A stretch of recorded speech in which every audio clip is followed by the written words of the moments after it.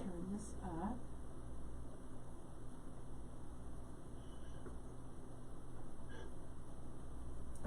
And hello and welcome to the Dr. Elisa Show here on KUHS The Stream. Thank you so much for tuning in. I've missed everybody. It's what happens when I only get to talk to you every other week. I get lonely. I'm so happy that you're joining me today. This is an amazing show. It's in 2 pieces, so I want you to listen to both. The first half, I'm going to be talking with a really good buddy, an amazing woman. I'm going to introduce her in a minute. She is the president of the California-Wyoming chapter of the National MS Society, and we're going to be talking about, we're going to talk about MS, but we're going to talk about spiritual philanthropy. That's the first half of the show. The second half of the show, if you love my astrology, you need to stay tuned because the planet Neptune has gone retrograde and you need to know about this. So we'll be talking about that. And stay tuned because I have some surprises that if you donate to my MS Hike fundraiser, that you will get some gifts back. So stay tuned. Thank you again for joining in KUHS. Remember that that I have technical things I have to do. And I think I did it. I'm hoping I did it. I'm always doing something with technology back here, trying to make sure it's right. Okay, so you know, right, that the theme of the show is inspiring a renaissance of spirit. I also want to let you know, because I'm going to bring my guest on really quick because she's so busy and I want to capture every minute of her time that she has for us. You've heard my commercials for veteranspride.org, and she is also the executive director, I think that's the right title, for that nonprofit. And what we are talking about today is ways to look at philanthropy, donations, giving as a spiritual process, as a spiritual path. And before I go any further with that, I want to let you know, if you're watching live, I'm holding up one of my masks. And if you're just listening, I want to propose to you that wearing a mask is actually spiritual philanthropy. It's a gift to somebody else who's scared. It's a gift to somebody else who has MS and is really at risk at COVID and you don't know it. So when you wonder if you should wear one or not, think about it as spiritual philanthropy. So I'll get back to that later. Okay, I really want to do this. I want to get into my amazing guest. So Robin, thank you so much for joining me. You can see me. Yes, I can see you, right? Yes, hi Elisa. Thank you so much for having me. This is going to be so fun. I have to introduce you like your official way, but this is also one of my hiking partners, I just have to say, and I met her, we kind of bonded last year while hiking at the MS. So instead of introducing you, I would love you to talk about your story just a bit. Why nonprofits as opposed to big business? Why did you go in that direction? Absolutely, and I'll start with my parents. My parents were incredible, caring, compassionate, spiritual people. And my dad was all of that and a colonel, fighter, pilot, Marine, business owner, entrepreneur. Wow. So kind of those 2 things put together really worked for them. And he instilled all of those different pieces, the spiritual side, the leadership side. I watched him as a child run squadrons. I watched him run for-profit businesses. Wow. And really got things like my work ethic and he called it compassionate leadership. It was really important to be compassionate while leading. And so that's something I've always taken away from him. And he also just said, you never give up, and you strive to achieve, and you never ever give up until you've achieved that, and then you move on to the next dream and what you want to achieve.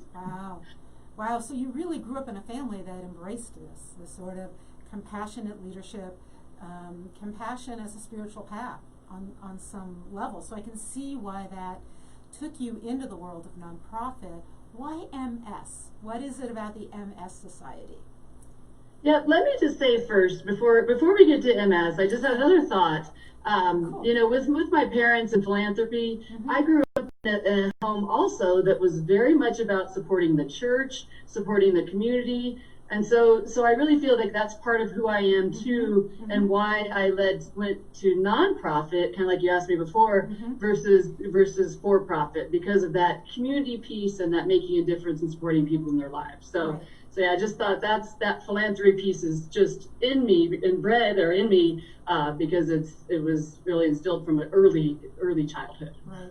That makes perfect sense. You know, I remember my dad donating blood as I was growing up, and I continued in that and donate blood every 8 weeks. So it's those things that our parents teach us often. Okay, so now, why MS? So with MS, first and foremost, I have a very long time dear friend who's been living with relapsing remitting MS for over 30 years. Wow. And I've walked and watched that journey. I've walked that journey with her, supported her. She might have a relapse and be bedridden, or she might have a really bad relapse and end up in the hospital. So I know really how hard it is to live with a chronic illness like MS and how it affects people's entire lives. So that's what really got me interested in joining the MS Society. And the MS Society is also by far one of the leaders in the nonprofit world, so to speak. We're a leader in providing information and resources, and also in global research. So the two together just fit perfectly, and here I sit. Right. And I know I shared with you that my brother had MS and died from a reaction to many years ago, 12 years ago now, for his MS meds, because they didn't know enough at the time, but the research has gone so far since then. And the MS Society was there for us when he got sick and supportive and talking us through it, and so that's where my love for that came from. Can you just talk, because MS is like a hidden disease, right? Like you can be walking down the street and be surrounded by people and you never know somebody has MS. And the research is really pretty amazing in terms of the progress. So can you just talk to us a little bit about some of the MS research or what the MS Society does, whatever seems important to you? Sure. A lot of people don't know exactly what multiple sclerosis is, so I thought I'd just say that it can be a hidden kind of a chronic illness, but it's a disease that affects the central nervous system, and it disrupts the flow of information from the brain to the body. Is probably the best way kind of to say it. And there are many symptoms, like you said, that you can't see in people. Right. Fatigue is a very common one that people can't see, or issues with their eyes that they maybe can't see very well, but you can't tell that. So there's a lot of different things that people suffer from living with MS that you cannot see, that makes it harder, because they might look great, but they feel horrible. Horrible. So kind of balancing that is really important. And if you know someone with MS, we try not to say, hey, you look great, because they might not feel so great. That's right.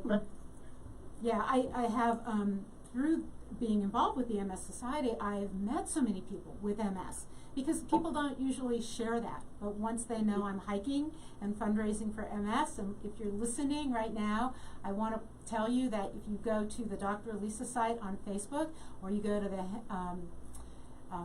KUHS or Henry Echoletta site on Facebook, you will see that you could actually donate to my fundraiser, which is the MS hike. We're doing it virtually this year. But I've met so many people with MS. The MS Society is helping some of the research towards the cure too. Can you talk about that? Sure. If you think back to, like you talked about your brother, 2 decades ago or so, there were no medications, what we call disease-modifying therapies, really out there. So people were diagnosed with MS and said, oh, just go home and stay. They even said at that time, stay inactive. So think about, over the last 2 decades, we now have as many as 20 all different types of disease-modifying therapies, depending on the symptoms and the situation for the person with MS. And the MS Society has been part of leading that, has been leading that entire effort. We're the largest global funder of research, and we convene people from all over the globe, all over the world. We pull people together and their ideas and make sure they're collaborating and talking and sharing to ultimately help us to find that cure, like we say, to end MS forever. Right. So there are great things going on. One of the areas is health and wellness. You know, like I said before, they just kind of said, no, stop everything. Now it's all about health and wellness and eating right. And even your spiritual side and your beliefs and eating and exercising. So we've come a long way. I mean, not to get too in depth in research, but you can go onto our website at nationalmssociety.org and see more about our research. But we have been leading the way, and there are very exciting things going on. For the first time in these last few years, we're actually talking about that we're closer to a cure. We're not just, we know we are closer to cure. Even 5-10 years ago, we didn't talk about the fact that we didn't even say the word cure. It was not in our vocabulary to say cure. And now we've progressed to the point where we are talking that there will be a cure in the coming years, give or take. Right. I know, it's absolutely amazing. We get so overwhelmed with current events. So we're so focused on COVID. And then we forget sometimes that there's other diseases and there's amazing research. I was actually at an event that you held that there was a speaker and talking about training mice who they treated these mice very, very well. Trust me, I'm an animal lover. And after they had a MS event, the mice, they were able to remember how to walk and remember. And I thought that was fantastic. And in fact, I've met people at hike who have said, I couldn't walk last year, and here I am hiking this year. Retraining the brain is incredible. I mean, the brain's an incredible organ, and to be able to retrain it, and that's where we're heading with that. And also, the myelin is myelin repair is a really important piece too, that we didn't even use those words in recent years, is that repairing the myelin that is not the cover of the nerve, that is talk of very recent years and very current, and we're looking at some areas like that could repair the damage, and then you would be ultimately cured that way. Right. So if you're out there listening, this is KUHS Denver The Stream, and this is the Dr. Elisa Show with my amazing guest, Robin Moore, who is the president of the California-Wyoming chapter of the National MS Society. And Colorado, sorry. Oh, sorry. I say Colorado, Wyoming. I don't know what, I'm sorry. You know, like I've got technology and you and everything going on. My brain is skipped a beat there. You can go to the Facebook site and post some questions or some comments in there. I have some more questions, and I'm just checking the technology here. There's so much to do at the same time. Okay, so let's shift it a little back to being a philanthropist as sort of a spiritual journey. And I'm wondering how you define philanthropy. I've gotten to the point where I say, if you could donate $5 a month, that's philanthropy. If you can do something, you don't have the money, but you can help other people in some sort of volunteer way, like volunteering at one of the MS events, then that's another form of philanthropy. So can you, what are your thoughts on that? You're exactly right, Elisa, on that. Philanthropy is connecting to nonprofit work of any sort, and it's connecting people to those nonprofits. It's connecting yourself to those people. Right. It's incredibly, I like to say, powerful. It's life-changing for people to get involved. Is it volunteering? It's giving that $5 or $500,000. It's giving of your emotional and your spiritual self. But it's super powerful, and I just feel like if people have that in their lives, there's so many words that come to mind, like fulfillment, happiness, like compassion, supporting others is what we all feel like we want to do, boosting self-esteem and strength for ourselves. I mean, there's so many things that go with giving and connecting with nonprofit and philanthropy. Those are kind of some of the things that come to mind. Right, and I think it's good to remember that some of us are good at some things and some of us are good at other things, right? So maybe you're not a person who can go to big marches, but you're a person who can who can volunteer behind the scenes for something, right? So, and definitely, if you're listening, you probably know, right? If you're listening, that the MS hike this year, and it's the only hike, isn't it, for the MS Society? Colorado is the only hike, yes. Right? So there's bike and there's walk, and you should definitely try those next year because COVID has sort of put the squash on those, but not on the fundraising, and definitely not on the need. But you can go to one of those smaller events and be a support person and not feel overwhelmed by large crowds, because that's hard. That's really hard for some people. I want to talk, Robin, I love talking to you. Let's talk a little bit about the way that this sort of involvement with philanthropy has changed your life. Do you mind talking about that? We started with sort of your parents as a spiritual path, like theirs, and then do you mind, like, how has that affected you, or how have you seen it affect those around you? Yeah, I just have had an amazing experience personally in philanthropy, and I'm lucky and I kind of planned it that way in my career. I for one thing, what comes to mind first is that I love to get up every day energized to go to work. That's awesome. How many people can say that? How awesome is that? How awesome. I mean, so I love to connect with our donors and our volunteers and our people living with MS.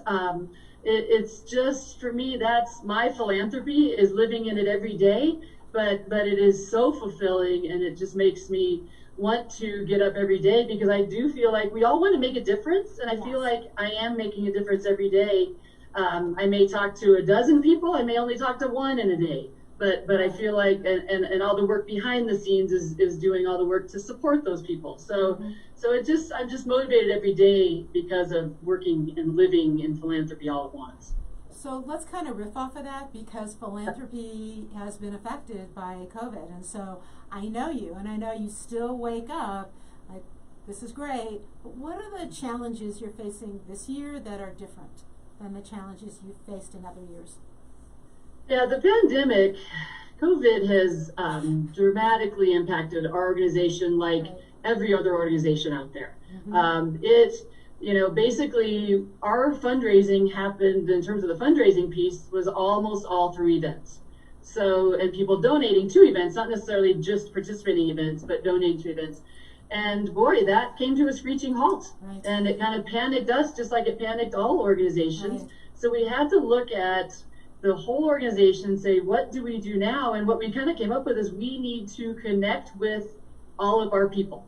We need to connect. We called thousands and thousands of people, probably hundreds of thousands of people across the nation, to just connect and say, how are you? And take it that route, and into that depth of, we're not worried right now, we're worried about you, whether you have MS or you're just a person who donates to the MS Society. So that was the first kind of step that we took. So leading with kindness, leading with compassion, like you always have, right? Yes. What else are you doing? Just because I know in a minute I'm going to put if I can do all this technology, put my donation site in the Facebook site. But what else can you say to people who right now are wondering if a $5 donation is even worth making, right? You know what? Every donation makes a difference. And what I would say is, if you are already involved with a nonprofit, stay involved. Don't let COVID, or us being remote, working remotely or working from home, don't let that stop you. Of course, do it, but stay involved. If you're volunteering, keep giving what you can. But we're doing so much more virtually that we're still connecting with our volunteers. Maybe they're not going out to an event, but we're using them or having them help us with other things. So I would just say, please keep connecting with that nonprofit or that cause that's special to you and you're passionate about. And because they need you now more than ever. We need you now more than ever to continue getting through this whole pandemic, truly. I know. What was fascinating to me is people are so generous at all levels. But is it true that many nonprofits actually bring in a lot of their money from a lot of the smaller donations? Like, I wish I could give like 100,000, but is that, I mean, because those small donations really matter, don't they? Absolutely. It's the majority of our donations of our literally our budget this year, our reduced budget because of COVID and the pandemic, is 100. We're enormous. Let's go with 6 million here in Colorado, and I would say 3/4 of that is small donations given. Wow. And also a lot of people love to support someone like you, Elisa, who's hiking. So that your friend says, "Hey, I'm going to give you $10. I'm going to give you $100." Right. So that is what we kind of call peer-to-peer fundraising. Is the majority of our gifts that add up to be 6 million here in Colorado and 130 million across the nation. Right.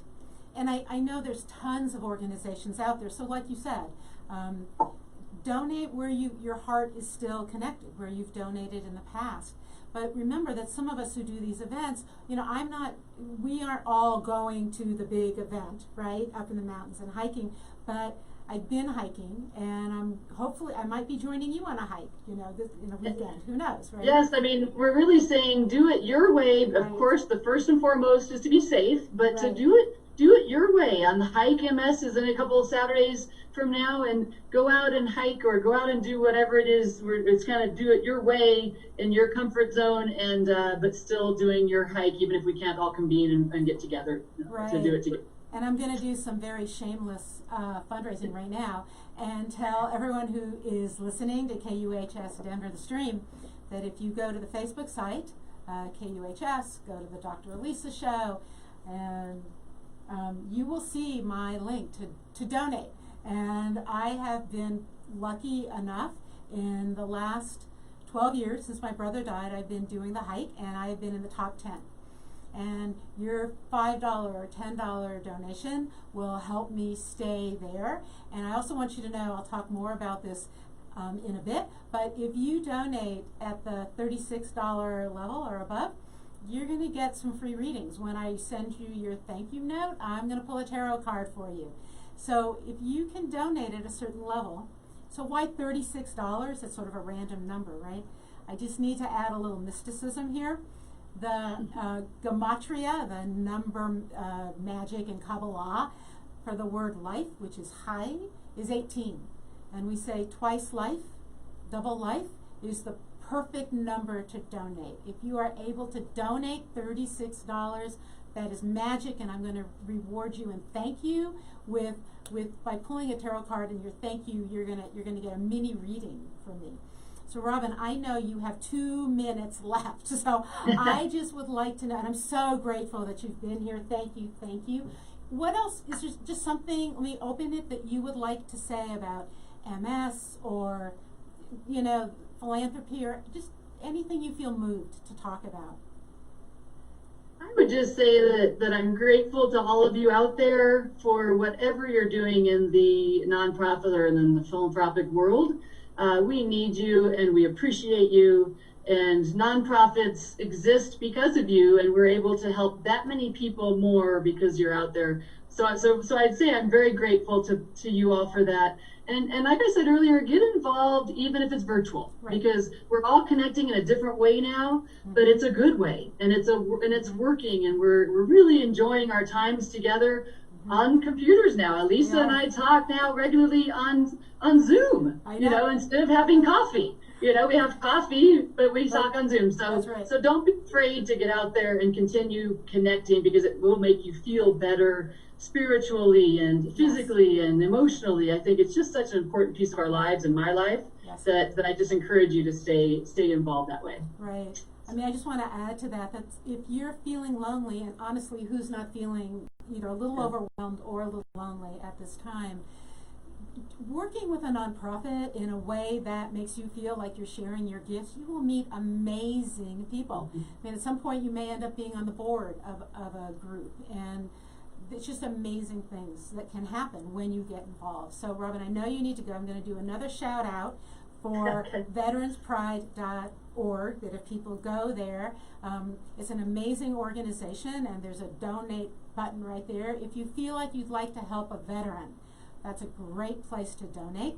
And if you feel like, and if you know somebody with MS, or if you have MS, think about donating to this. So Robin, thank you so much. I'm watching the clock. I know you need to run.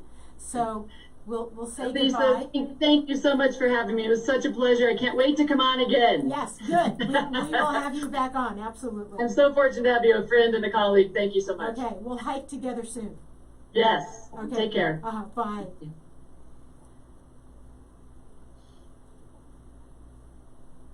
Okay, there we go. So if you are just tuning in, this is KUHS Denver, the stream. Thank you for being here. That was my amazing guest, Robin Moore, and you can be a spiritual philanthropist. Don't think about the amount, think about the energy. Think about the things you do to help others, and it's a form of philanthropy.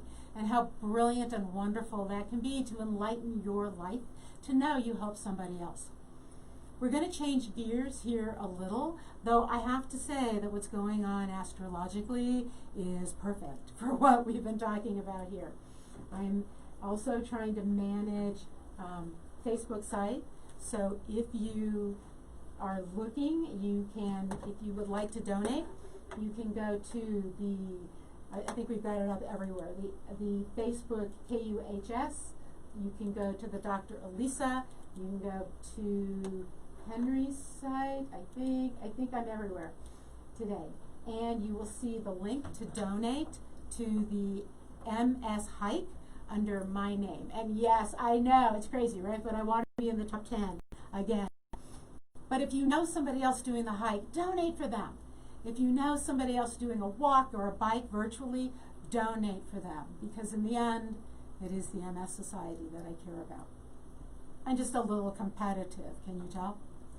And to encourage you, again, if you donate at that $36 level, I'm going to pull a tarot card for you and give you a reading. If you donate at a higher level, actually, if you donate and say you're donating because of the radio show, I'm going to pull a card for all of you.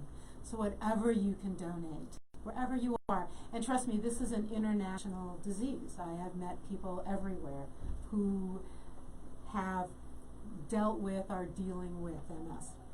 So we are going to take a little shift here in what we're talking about. I want to remind you who I am, Dr. Elisa, and I came out as a psychic, channeler, crystal ball reader, astrologer on this station on KUHS. So let's just shift our gears a little bit down into that kind of energy. I want to remind you I'm an author. I am the author of The Way of the Well, which is a spiritual adventure romance. I am actually in chapter 11 of my second novel, which is another spiritual adventure romance. This one that you see, The Way of the Well, is about Miriam's well. The one I'm working on now is about the myth of Tamar and doing a different twist on it. So, and there might be a vampire in it, and I'm pretty sure there's an octopus in it. So, it's just such a fun romp with a lot of really good spiritual messages. I'm on chapter 11. It's going to be a little while before it comes out.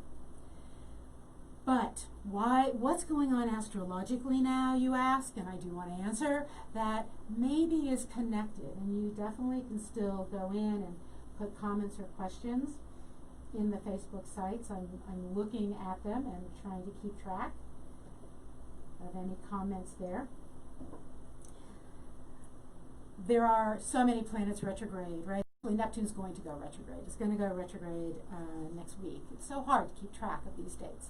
But before it goes retrograde, I just want to talk to you about what it's going to mean, because I think you're going to feel an energy shift. What is Neptune in our lives? Neptune, if you remember any of your mythology, was the god of the sea, right? Under the ocean. And I have to say, it's 2020 and things are really a little challenging and bizarre.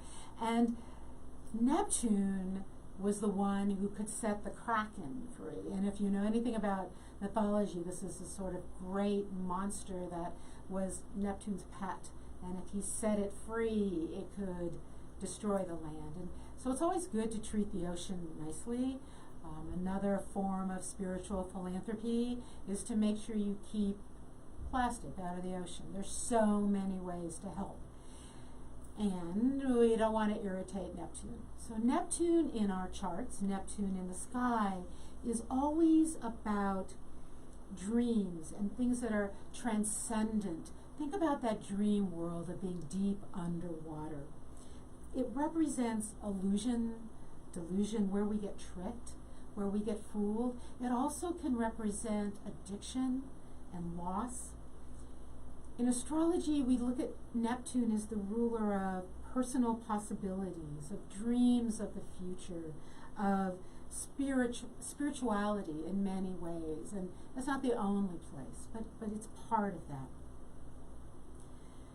What Neptune in our chart says, remember, a planet is a what, like what's the energy?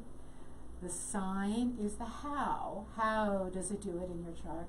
And the house that it sits in is where. Where in your life does this play out? Okay? You got those pieces? So now we have Neptune in the sky that is in Pisces. And it loves being in Pisces because that's home. And Pisces is the empath. And we talked about being an empath last week, or 2 weeks ago. Pisces is the deeply spiritual, psychic energy sign. That is a lovely place for Neptune. It also, Neptune and Pisces, and Neptune moves very slowly. I just have to say this. Not as slowly as Pluto, but slowly. So it might be in a certain sign for many years, 10 to 14 years. So when it's direct, we can be caught up in illusion. And if you look at your chart and you look at where Neptune is and what house, that's where you get caught up. And if you look at the sign it's in, it's how you get caught up in illusion. What you're trying to avoid, what you're trying to perhaps bring forth, both of those. Maybe your dreams. So as we get close, very close now to Neptune going retrograde, your dreams are probably getting more intense. I'm having crazy dreams that almost like I'm reading a novel that I don't even understand what's going on. It has nothing to do with my life. When it goes retrograde, that'll probably become more intense because of the retrograde motion. When a planet goes backwards, and remember, it doesn't actually go backwards, the law of physics is still out there, but it appears to be going backwards based on the direction, the speed and direction of all, and the orbits of all the other planets, okay? Retrograde towards us. So when it goes retrograde, it is difficult to ignore the truth.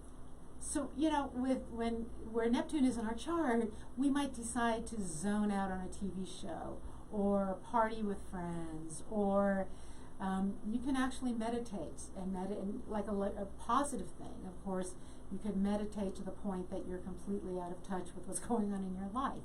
So there are many ways it can manifest and help us ignore things. When it goes retrograde, all of that changes. It's kind of an amazing little shift. It's a wake-up call. And this is coming. And I just want to talk about it because it's going to happen, fairly soon. It can provoke big changes in our life. And you might be surprised at the breakthroughs, at the ways you see the world differently. For example, I said wearing a mask. A mask, right? Like, there's my mask, can be an act of spiritual philanthropy, not a political statement, but a gift to somebody around you who has an autoimmune disease. Your awareness of what you do could shift. You might have walked away from a spiritual path and suddenly realize you want to go back. You might have walked towards a religious or spiritual path and decide you need to re-examine it. We shift, but not necessarily just in one direction. We simply shift. It's in Pisces, so wherever Pisces is in your chart, that is where you're going to see this shift. I'm just going to check this here and do a little refresh. Things I've learned. One must refresh a site to, and sometimes it feels like Mercury is permanently retrograde. I just have to say that. Okay, feel free to ask me about Neptune. feel free to donate to my site. The link is in there. And it is one of the things I can do. If you have a larger donation, then I can, if you give me your birth date, I can tell you where this Neptune retrograde is going to hit you. Okay, so June 22nd, so it takes about, like I said, 14 years in each sign, and it goes backwards. It's in Pisces, and I think, I'm just having trouble getting my dates in my head. It is currently retrograde. I'm sorry, I don't know why I had like a little moment there, probably because Neptune is retrograde and I had a moment. It's going to be retrograde until the end of November.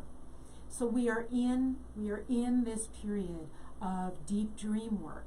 Think about all the spiritual traditions that talk about deep dream work, going inside ourselves, doing deep dream work meditations. That's where we're being pushed. What we universally are seeing is that we're not as able to fool ourselves. We're not as accepting of lies. We want to take our rose-colored glasses off. We want to see reality. Now, we all see reality differently, so this is not about we're all going to get on the same page and agree. It is about we're going to examine some of those things that we have resisted. And again, it's retrograde until the end of November. That's a long time to want to go inward. And it's joining all those other retrograde planets, right? Just making sure that so much of our life is about inward, is about going towards truth, is about going for spiritual awareness. Neptune seeks the ideal. Like what deep down, what's this area in my life that if I let go of what I want it to be and understand what it is and understand my gifts and my journey, that I can find this amazing spiritual path. And that spiritual path can be in any religion or not in a religion, but it is a spiritual journey. You might love the great myths and realize that Joseph Campbell's heroine's or hero's journey is a perfect way to describe your life. You may find that prayer works or doesn't work for you now, but that meditation suddenly comes in or goes out. You may find a deeper sense of connection to other people, because if Pisces is in your 11th house, this is about a spiritual journey with a tribe, looking for that spiritual tribe. And wherever Neptune, so again, remember there's two things. Neptune is in your chart, your natal chart. You were born with Neptune somewhere in your chart. And that's where you are seeking this energy and where you play this energy out on a regular basis.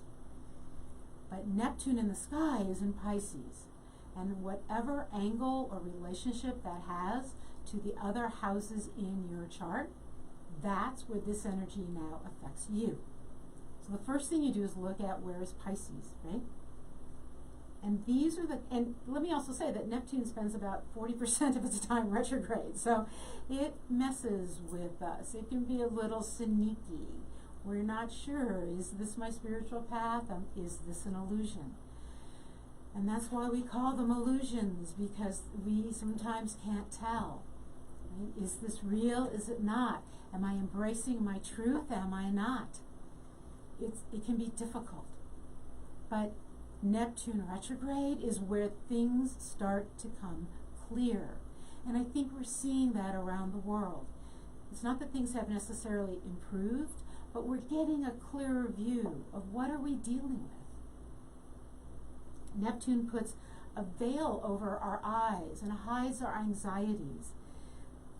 We really, don't we all want COVID to be over? Every single person on this planet wants COVID and the pandemic to be over.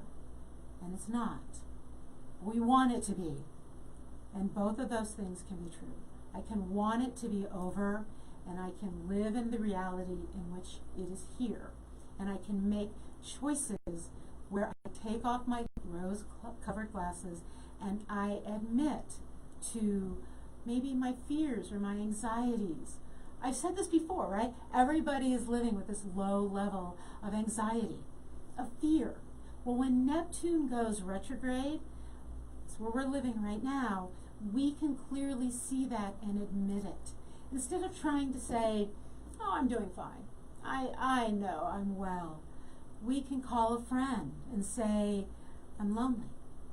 I'm a bit scared. I'm not sure what is safe and what is not safe. I want to tell you some other things you can do during a Neptune retrograde, right? So first, let me give you sort of the big rules of Neptune retrograde, and then I'm going to go into some of the fun ways you can play this out. It's hard to ignore a bad relationship or a debt. It's very hard with the Neptune retrograde. That's great, isn't it? You can't ignore it anymore. You can call a friend, you can call a financial advisor, you can work with a therapist or an astrologer and say, how do I deal with this? Because now I see it clearly. Seeing things clearly is good. You can have the ability under this retrograde to stop just dreaming and start doing. Have you always dreamed of being an entrepreneur in some way? Hey, you know what? This is a good time to start an entrepreneurial web-based business because people are at home. I got to say, if you help in any way with people's homes right now, with so many people home, that business is also growing like crazy. I'm not going to tell you what business to get into, but I'm going to say it's a great time if you've been hesitating. If you've been sure that you couldn't change careers, you can't be what you want to be, Neptune retrograde says, yes, you can. It's a good time to start. We're able to figure out what's real and what's fantasy. And that can be good and it can be sad. Imagine being a kid who's believed in Santa Claus forever and then being an adult and saying, wow, I wish I still believed in Santa Claus. That can happen where we can be sad. But the reality when we're adults is very good for us. Why? Isn't Santa beautiful? The mythology of some great energy that brings you gifts and what you need and want in life? Yes. And you know what? That energy exists. It's called human beings. And yes, there's a spiritual energy that we can attract to us. I've talked about that. We can seduce to us what we need and want in our lives. That energy exists. But now it's real. And now we know we participate in it. And that's good. Right? That's better. We can think more clearly and we can plan more clearly. I think this is a year of enjoying where you are, learning to enjoy being present, learning to value the small things that we've almost lost, that we partially lost, right, through this year. And really embracing every moment, right? Like right now, I'm just embracing all of your energies and knowing that you're out there and knowing you're listening to me and you're seduced by my voice. I so love that. I put on a little black dress for you. I just want you to know, if you're wondering how I get dressed for this show, I dress up for you. Why? Because I feel like I'm sharing the best part of myself with you and a little of my seductive energy all the time. So we can be incredibly present, and from that place of being present, we can plan the future that we truly want because we've let go of the illusions. And, as I think I just sort of touched on, we can evaluate what's really important to us. What do we really want? Think of the things that you don't do now that you don't miss. Think of all the things right now that you crave that maybe you didn't realize were important. Every time we have a retrograde, we redo things, reevaluate, reassess, reassign, recreate, all of those things, and give a sense of rebirth to our lives. And this is a great time to do that. It's a great time to do that as I check the Facebook sites to see if any of you are chatting with me. It's a great time to do that if in terms of the sort of spiritual philanthropy I've been talking about. Some of us are just not wired, like I said, to go into big crowds. We get overwhelmed. But we are wired to do small things for people. If you crochet, can you crochet something for your neighbors or for the neonatal unit? What is your gift that you can do? And we all have one. And during this and all of these retrogrades, these planets that are so crazily retrograde right now, this is a great time to say, here's what's important to me. And when I can go into the world feeling a bit safer, here's what I want back, and here's what I never want back. Here's what I don't want to do again. And each of those is profoundly important. Okay, so let me add a few pieces here for you, just in case you're wondering. This is going to be most intense for people with a Pisces, somewhere Pisces. So Pisces sun, Pisces moon, Pisces rising. You're really, really going to feel this deeply. Because remember, Pisces, this is about dissolving some of our boundaries, opening up our awareness. You may be feeling very psychic and wondering what that's about. Like, how did I all of a sudden get psychic? What's going on? Yeah, you've always been that way, but the retrograde makes it real. If you're a Virgo, and wherever you have, or Virgo sun, Virgo moon, Virgo rising, this could be a challenging time. Why? Because the way that Virgos you measure yourself, in case you don't know this, based on analyzing information, sorting, looking for perfection. And when Neptune's opposite that, it may seem fuzzy. It may be challenging. It may be difficult for you to see what is an illusion and what's real. But it's a wonderful time, because challenges are what make us grow. It's a wonderful time to choose reality. And again, wherever you have Virgo or Pisces in your chart, and everybody has at least a house, you have it somewhere. You may not have a planet, but you have it somewhere. Who is going to love this time? Hello, my Cancer friends and my Scorpio friends. Why? Because there's a trine energy to either your sun, your moon, or your rising, wherever you have that energy. And you're going to see this sort of explosion of imagination, of inspiration, of just feeling inspired. I have a Scorpio rising. I'm on chapter 11 of my second novel. That feeling of expressing it. Go with that. Flow with that. Don't be afraid of it. Don't pull back. Okay, I'm just checking the site. I'm going to assume that when I talk, you just get hypnotized by my voice, and you just can't post because you so want to listen to me. So where is it in the rest of everybody else's chart, all those signs I didn't talk about? Well, I can talk about that next time, but mostly what you want to do is look for where those 4 signs are in your chart. Sun, moon, rising. Maybe you have a Neptune in Scorpio. Maybe you have a Neptune in Cancer. Where is Neptune in the sky affecting your chart? And you want to look at the meaning of that house, or you want to look at perhaps what planet it is sitting next to or opposite.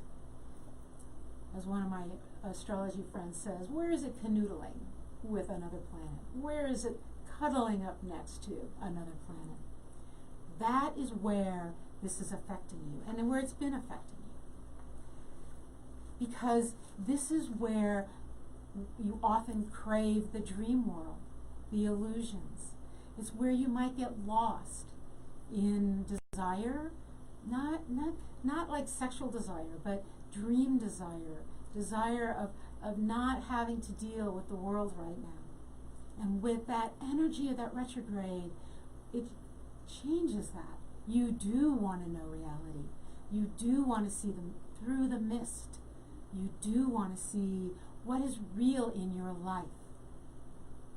Okay, that's Neptune. Now I've got to do a little commercial because I already did a commercial for fundraising, right? And I'm going to say again that if you want a little more personal information, all you got to do is go to the MS Hike site if you're not on Facebook and you don't want to go there, it's really easy. Do a search on MS, M like Mike, Sam, S like Sam, MS Hike 2020, and you'll get to a website.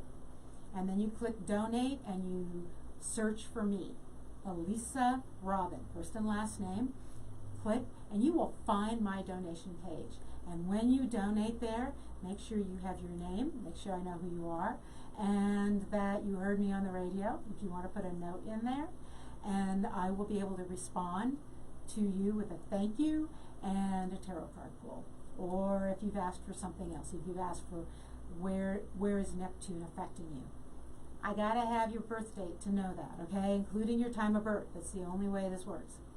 So if you want a little more personal information, it's almost free because you can donate, which is charity, right? You can feel good about donating, and I'm just going to give you an added thank you. Second commercial. Maybe that's a lot of commercials, right? MS Society, VeteransPride.org, but let me do another one. As you know, I have a radio show that comes up, next week, Monday. So the third Monday of every month, I do a show called the Crystal Ball Hour. And it only works if you go into Facebook and post questions. You say, what about my love life? What's going to happen to me? And here's the reason you have to post. Because I can't answer questions without permission.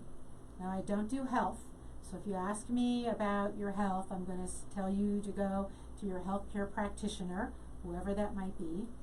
And I can't tell you about the stock market. And I'm not going to predict the election. Okay? Those are the things that are off the table. However, that leaves an awful lot there. And if you post a question, I can answer it. How do I do that? I come from a tradition, a line of women, who taught me how to read crystal balls by looking through a wine glass, a goblet, it has to be clear, through red wine. If you don't drink wine, try grape juice, at a candle. And it was a meditation. It was a type of meditation I learned. And it's through my lineage that I learned to do this, and learned to do it in a way that lets me connect with your spirit guides, to channel your elders who have maybe already passed. So I'm not pulling tarot cards when I do that. I'm not looking at your astrological sign when I do that. I'm channeling. And I'm channeling guides, or I'm channeling your elders, or I'm just seeing.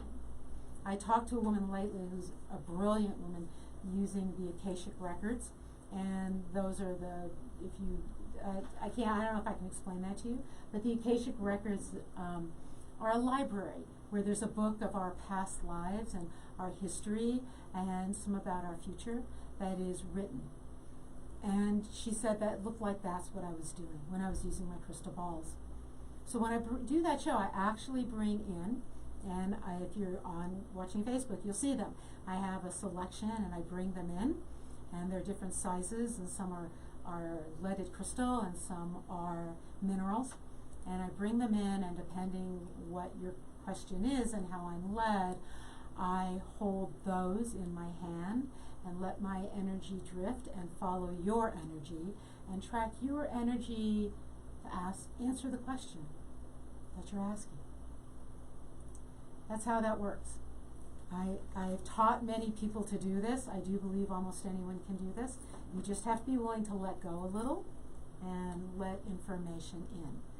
That show and trust me, we'll be advertising this a lot, but I need you to go to Facebook and ask me questions the day of the show, at the time of the show, because that's when I can pull up the site and see those questions and answer them and respond to you. So that's coming up next. And what I'd also love to know is, do you want more astrology? Do you want more psychic? What would you like? More spiritual sort of guidance and wisdom? What would you like to hear on this show? Because my job is to inspire a renaissance of spirit within you. From KUHS Denver, the Dr. Elisa Show. Believe it or not, I am at the end of my show. My hour is up. I want to thank you for joining me. Every single one of you If you donate, please let me know in the notes in the donation site that you heard about this on the radio, so I can gift you back a thank you and help you. Just give you a little guidance in this confusing time. I hope you like the show. Please let me know, and please let me know what else you'd like to hear on this show. So, thank you from KUHS Denver, the Stream. This has been the Dr. Elisa Show. Have a wonderful day. Have a wonderful week. And I will talk to you soon from the Crystal Ball Hour. Bye.